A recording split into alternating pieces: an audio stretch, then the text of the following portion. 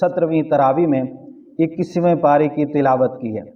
अल्लाह ताला इरशाद फरमाते हैं, ऐ नबी तिलावत कुरान मजीद किया कीजिए और नमाज कायम कीजिए। बिलाशुबा नमाज फोश बातों और बुरे कामों से रोकती है।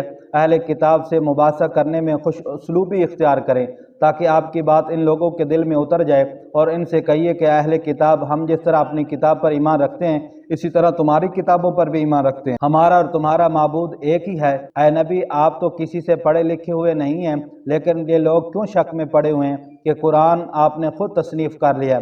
कुरान तो वही के ज़रिए नाजिल की हुई अल्लाह की किताब है। फिर अल्लाह ताला फरमाते हैं, ऐ मेरे बंदो जो ईमान लाए हुए हो, मेरी ज़मीन बहुत वसी है, डर और खौफ की कोई बात नहीं। जहाँ चाहो वहाँ जाकर मेरी बंदगी कर सकते हो, आखिर लौटकर तुम सबको हमारे पास ही आना है।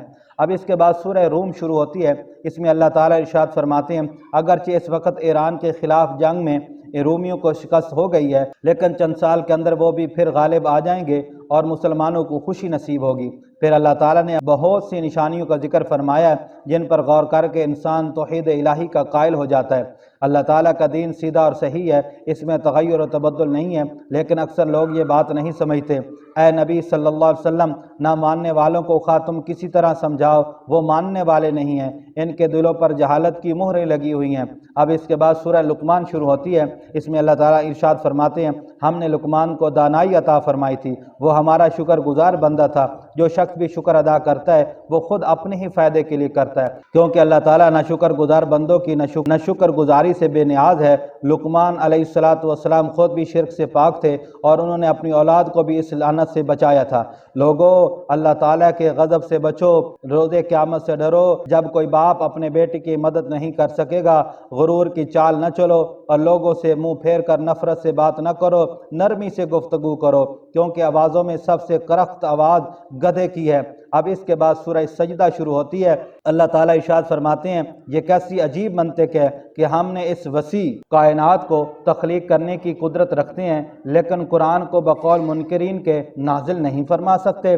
सच तो ये है, लोग जहालत की वजह से अपने रब की निशानियों से इनकार करते हैं। कितने जालिम हैं वो, तो आप इनसे मुंह फेर लें, ऐसे लोगों से ज़रूर बदला लिया जाएगा। अब इसके बाद सूरह आज़ाब शुरू होती है। अल्लाह ताला इरशाद फरमाते हैं, हमने किसी शख्स के बदन में दो दिल नहीं रखे, न किसी की बीवी को उसकी माँ का दर्जा दिया है, न मुँह बोले बेटे हकीकी बेटों के बराबर होते हैं। मुँह बोले बेटे अपने असल बाप की निस्बत से पहचाने जाने चाहिए। नबी अलैहिस्सलातु वस्सलाम की बीवियाँ उम्मत की माएँ हैं, इनसे निकाह हराम है। जो शख्स जहाद से मौत के डर से भागता है वह ईमान से खाली है, अल्लाह ताला इसके अमाल को ज़ाया फरमा देगा। ज़िंदगी चंद रोज़ा है और मौत का वक़्त किसी को मालूम नहीं। ऐ मोमिनो, अल्लाह के रसूल तुम्हारे लिए बेहतरीन नमूना है, इनकी पैरवी करो। सच्चा मोमिन अल्लाह और आखिरत पर पूरा पूरा यकीन रखता है।